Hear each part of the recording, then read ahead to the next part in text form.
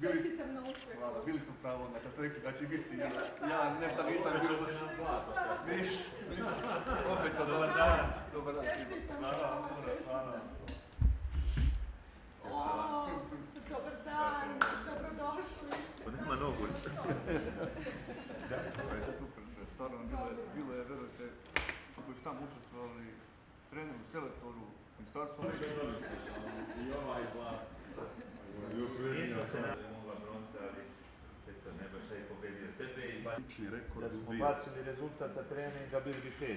Malo je falno, nikako ne može treniti. Sad je on tu. Utakmica, meč je završen. Pokazali su sve. Onda se Iranci žale. Lično razgovarao sa tim predsjednikom asocijacije. Boga mi onako, opale su mu i ruke. Bilo mu je neprijatno, vidim.